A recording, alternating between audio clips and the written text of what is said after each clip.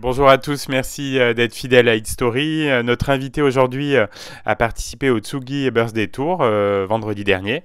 Il va tout nous dire sur son duo de 2014 avec un autre acteur de cette soirée, Yann Wagner. La chanson c'est Crash Course et mon invité c'est La Muerte. Bonjour. Bonjour.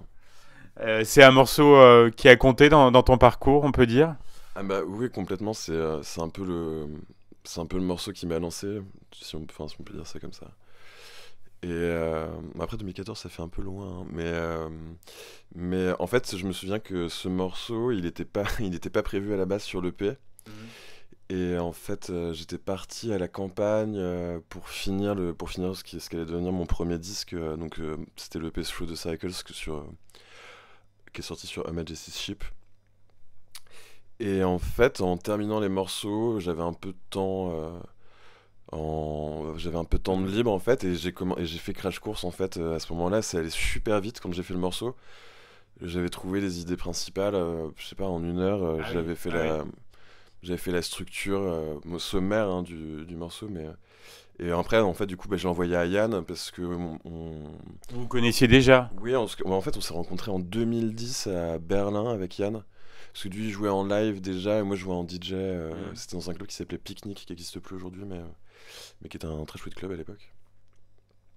Et en fait, on était devenus amis.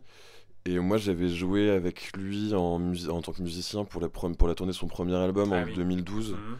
Donc, c'était l'album 48 Hours qui était Mhm. sorti sur Pshent. Mhm. Et du coup, bah forcément, on restait en contact, on s'envoyait ce qu'on faisait. Et du coup, je lui avais envoyé le morceau et je lui avais demandé si ça le botterait de contribuer en fait et de venir chanter dessus. Et chose qu'il a faite. Et sa voix se marie très bien avec la musique. Bah, c'est ouais, de la musique synthé. Et puis moi, Ouais. avec Yann, on partage quand même un socle d'influence et un Mhm. socle de références esthétiques quand même assez large. Ouais. Donc, c'était pas prévisible, mais on pouvait s'y Ouais. attendre, quoi. Oui, il n'y a pas eu de grosse surprise. Non, ouais. C'est un morceau très efficace qui a bien plu au public. Bah, euh, oui, enfin. Après, c'est un peu compliqué. Enfin, en fait, le morceau, il est un peu entre deux, dans le sens où il a un côté très pop, Mhm. forcément, avec la voix, mais il a un côté aussi un peu club. Oui. Donc, en fait, cette ambivalence,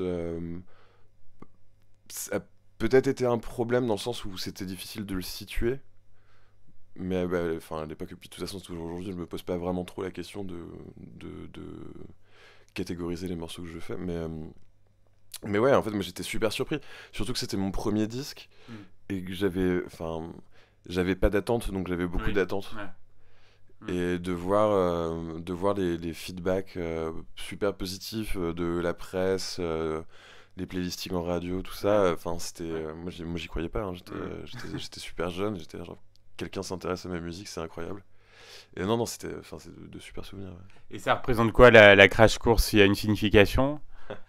Bah, les paroles, c'est plutôt à Yann qu'il aurait fallu poser la Ah oui, question, ça on a oublié hier.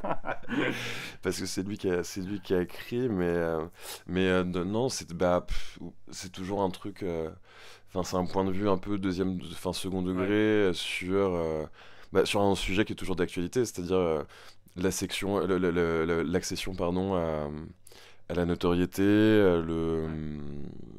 comment dire, le fait d'apparaître et de disparaître rapidement, les enjeux d'ego Mhm. qui peuvent exister, surtout en plus aujourd'hui à l'heure des réseaux sociaux et de la mise en scène de la vie de tout un chacun. Ouais. Donc elle est toujours d'actualité. Ah bah, malheureusement, oui.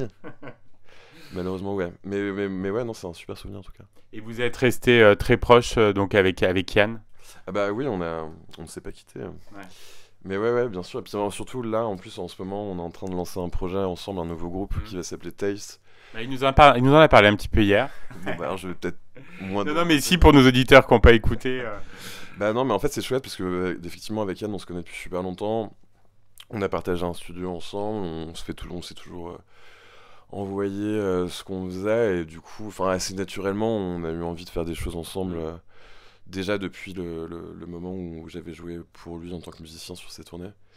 Et ça aurait pris un peu de temps parce qu'on a commencé les premières ébauches des morceaux en 2015 Ah oui. ou 2016.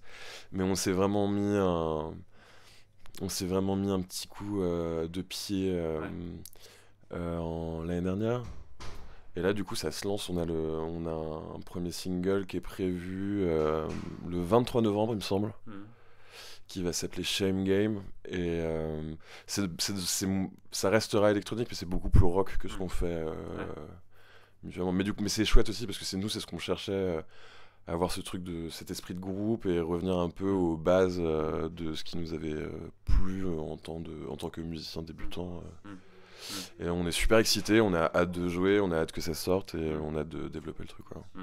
Heureux d'être là donc au Tsugi Birthday Tour avec une belle affiche. Ah bah ouais, mais c'est toujours un plaisir. Moi, Tsugi, ça fait partie des magazines de référence en France, enfin des magazines de musique électronique. Et en plus, moi, je suis résident depuis quelques temps maintenant, quelques années sur Tsugi Radio, donc l'organe radio du magazine Tsugi. Oui. Où j'ai un mix, enfin c'est plus une sélection qu'un mix parce que j'aime pas trop mixer à la radio. Enfin, ça me semble étrange de mixer quand il n'y a pas de public. Oui. Donc je préfère passer de la musique d'écoute. Et j'ai aussi un talk show qui s'appelle La Cabine des Curiosités où tous les mois j'ai un invité et on parle un peu du making of des disques, de créativité en studio et de l'approche de l'artiste, enfin de la productrice ou producteur par rapport à plein de thèmes associés à la production de musique électronique, que ce soit le sampling, les synthés, l'inspiration, le process d'écriture. Enfin, du coup, c'est assez chouette. Et voilà. Et donc Tsugi Radio, c'est un peu la maison. Oui. Alors, on te présente parfois comme le poète torturé de la techno. Est-ce que c'est un portrait qui te correspond? Ok, j'étais pas au courant. Je sais pas trop. Après, c'est vrai que j'ai une esthétique un peu. Enfin, j'aime beaucoup l'esthétique, on va dire, victorienne, mais pas que. Enfin, c'est vrai que. Oui, non, en fait, je peux comprendre Oui. qu'on puisse le dire. Ce ressenti-là, ouais. Après, je trouve ça toujours un peu délicat de mettre les gens dans des cases, et en plus des cases aussi, enfin, c'est quand même des grands mots, quoi. Oui. Mais oui, en tout cas, oui, cette période et la poésie au sens large, ça peut être une source d'inspiration pour moi, et les poètes torturés aussi. Mais après, dire que... Oui, d'en être un... c'est toujours... Enfin, j'ai pas le sentiment d'en être. Et alors pourquoi ce nom de scène de La Muerte? On a dû te poser plusieurs fois la question. Mais... Bah, en fait, l'histoire est assez chouette. En fait, avant, j'avais un duo DJ qui s'appelait Anteros et Thanaton, qui était une sorte de jeu de mots sur Eros et Thanatos, donc l'amour et la mort chez les Grecs.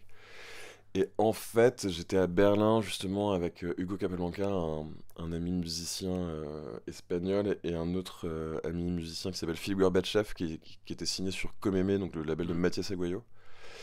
Et on faisait de la musique dans le studio de Mathias une nuit, et en fait en une nuit on avait fait plusieurs morceaux que Philippe avait envoyé à Mathias, et il en avait retenu plusieurs pour les sortir sur Comeme, et en fait de ce fait là il me fallait un nom de scène, et de par le passif Anterocétanaton et le fait que le studio soit localisé à côté d'un cimetière, Hugo m'avait dit mais t'as qu'à t'appeler La Muerte. Du coup on avait regardé vite fait sur Discogs, il y avait que le groupe belge à l'époque, mais qui était plus en activité, donc en fait le choix était vite fait.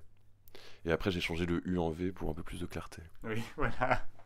Un grand merci Alexandre alias La Muerte. On attend de découvrir le fruit de ta collaboration avec Yann Wagner là, dans les prochaines semaines, et puis on te dit à bientôt sur Logos FM. Merci beaucoup pour l'invitation, c'était chouette.